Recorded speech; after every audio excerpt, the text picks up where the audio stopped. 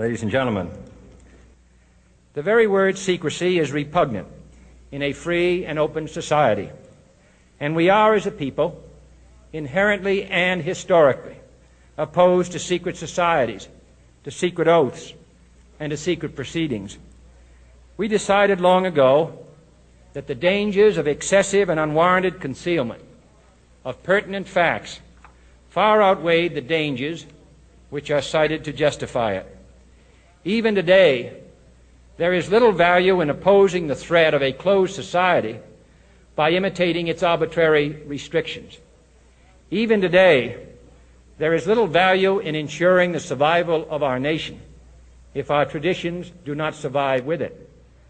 And there is very grave danger that an announced need for increased security will be seized upon by those anxious to expand its meaning to the very limits of official censorship and concealment.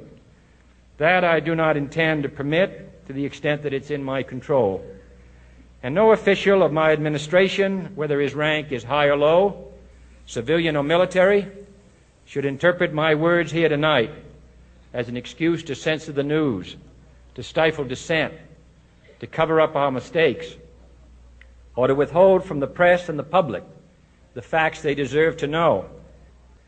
For we are opposed around the world by a monolithic and ruthless conspiracy that relies primarily on covert means for expanding its sphere of influence, on infiltration instead of invasion, on subversion instead of elections, on intimidation instead of free choice, on guerrillas by night instead of armies by day.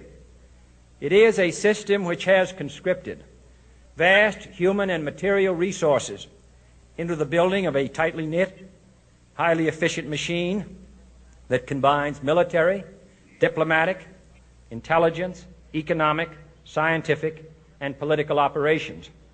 Its preparations are concealed, not published.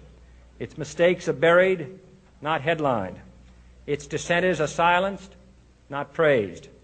No expenditure is questioned, no rumor is printed, no secret is revealed.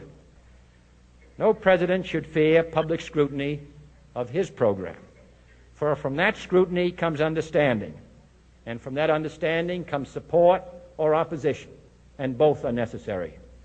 I am not asking your newspapers to support an administration, but I am asking your help in the tremendous task of informing and alerting the American people.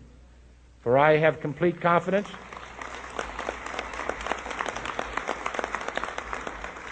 in the response and dedication of our citizens whenever they are fully informed.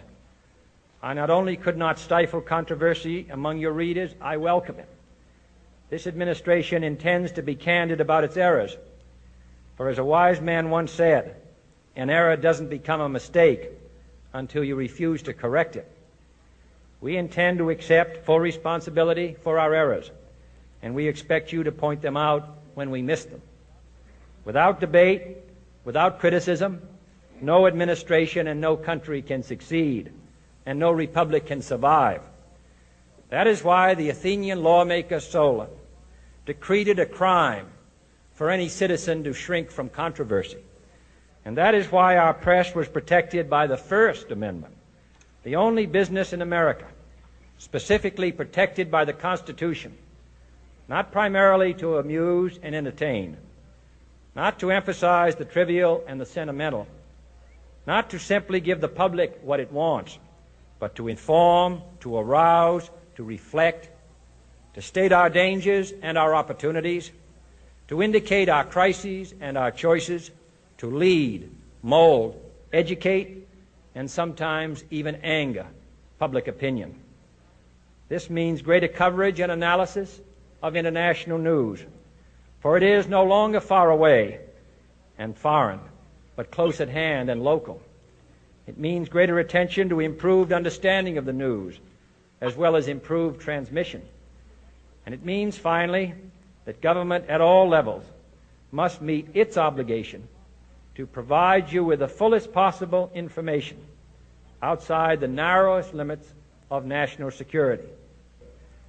And so it is to the printing press, to the recorder of man's deeds, the keeper of his conscience, the courier of his news, that we look for strength and assistance, confident that with your help, man will be what he was born to be, free and independent.